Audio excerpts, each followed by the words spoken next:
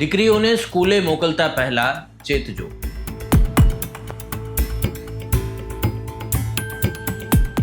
શિક્ષણ જગતને લાંછન લગાવતો કિસ્સો આવ્યો સામે।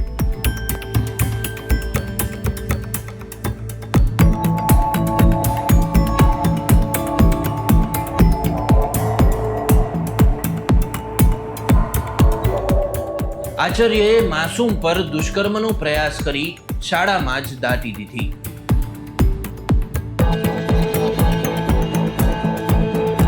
શું હતો આ સમગ્ર મામલો?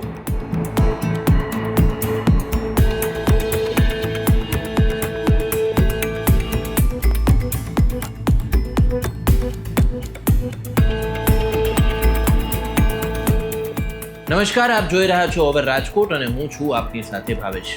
હું વાત કરી રહ્યો છું ગુજરાત દાહોદના સિંગવડ તાલુકાની, જ્યાં એક નાની એવી 6 વર્ષીય બાળકી રાબેતા મુજબ શાળામાં સવારે ગઈ, પરંતુ સાંજે શાળા છૂટ્યા પછી પરત જ ન આવી। ચિંતિત પરિવારજનોએ શોધખોળ હાથ ધરી।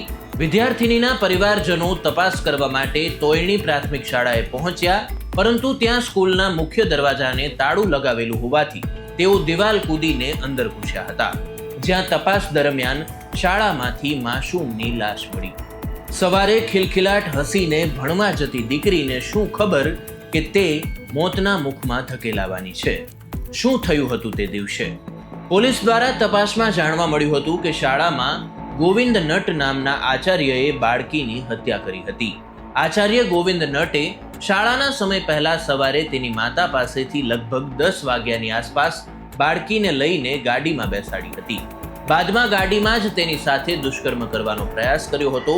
બાળકીએ જ્યારે ત્યાં બૂમાબૂમ કરી તો તે ચીસો ન પાડે તે માટે 2 મિનિટ સુધી તેનું ગળું દબાવ્યું, જેનાથી બાળકીનું ગાડીમાં જ કમકમાટી ભર્યું મોત નીપજ્યું હતું। આખો દિવસ બાળકીને ગાડીમાં જ રાખવામાં આવી।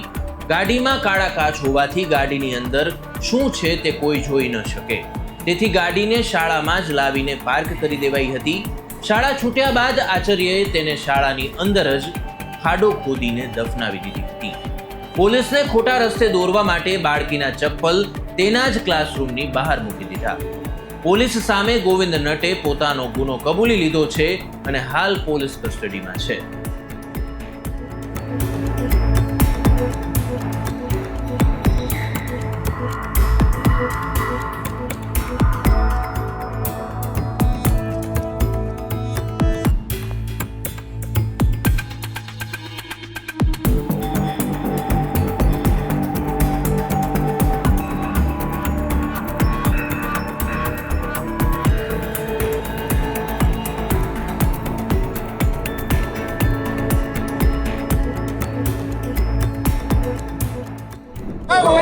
કોઈ પણ સભ્ય સમાજની વ્યક્તિનું હૃદય દ્રવી ઉઠે, માથું શરમથી ઝૂકી જાય, અને આપણા ગુજરાતમાં તો ક્યારેય આવી ઘટના કલ્પી પણ ન શકાય એવી કરુણ અને દુઃખદાયી ઘટના દાહોદમાં બની।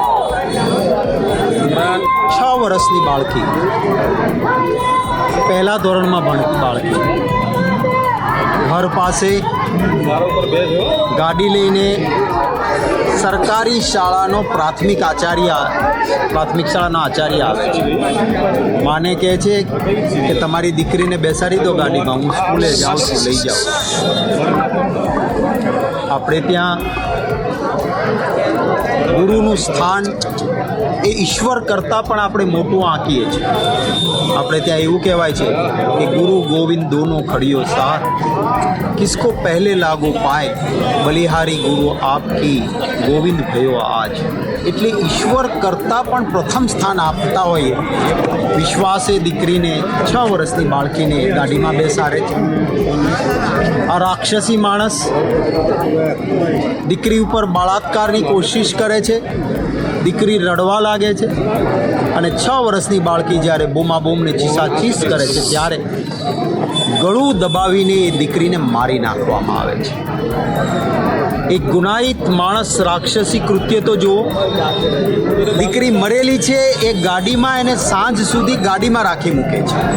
શાળા છૂટે, છોકરાઓ જાય, પછી દીકરીની લાશ કાઢીને દિવાલ પાસે ગોઠવે, દફતર એનું ક્લાસરૂમની બહાર મૂકે, પોતે ગાડી લઈને ગોધરા જાય, ગાડી આખી વોશ કરીને આવે કે જેથી પકડાય તો તકલીફ ના પડે. ગુનાહિત માનસિકતા જુઓ. અને પોતાની જાતને સમાજ સુધારક ગણાવે. એના ફેસબુક ઉપર આરએસએસના કેમ્પમાં ટ્રેનિંગ લીધી છે, આરએસએસનો પ્રચારક છું, ભારતીય જનતા પાર્ટીની વિચારધારાના માટે મતો માંગવા નીકળતો માણસ. આ છે સાચું ચાલ ચલન અને ચરિત્ર ભારતીય જનતા પાર્ટીની વિચારધારા. એક ટ્વીટ મને દુઃખ એ વાતનું કે ગુજરાતના છે આપણા વડાપ્રધાન શ્રી છે, એક ટ્વીટ કરવાની જરૂર હતી. ગુજરાતના મુખ્યમંત્રી શ્રી પશ્ચિમ બંગાળની ઘટના વખતે વિવિધ ભાષામાં, જે ભાષાઓ ઉપર ભૂપેન્દ્રભાઈનો કંટ્રોલ નથી, એવી ભાષાઓમાં પણ ટ્વીટ કરી શકતા હોય તો અહીંયા કેમ નહીં? એટલા માટે કે ભાજપની વિચારધારા છે. દર વખતે ભાજપના આવા ક્યાંય હોય ત્યારે એક નિવેદન આવે નાયબ ગૃહમંત્રીનું, કોઈ ચમરબંધીને નહીં છોડીએ, અને પછી જોયું છે આપણે કે ભાજપવાળાને કોઈ તકલીફ પડતી નથી.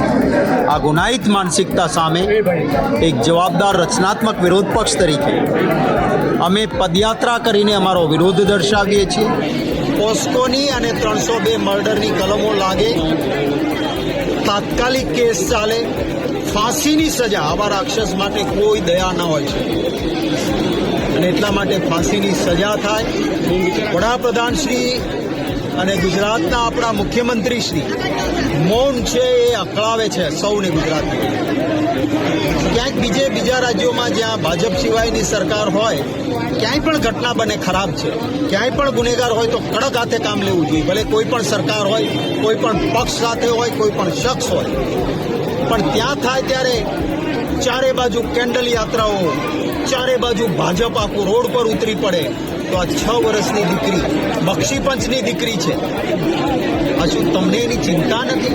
કારણ કે ગુનો કરનારો તમારી વિચારધારાનો પ્રચારક છે, એટલે તમે મૌન બેઠા છો.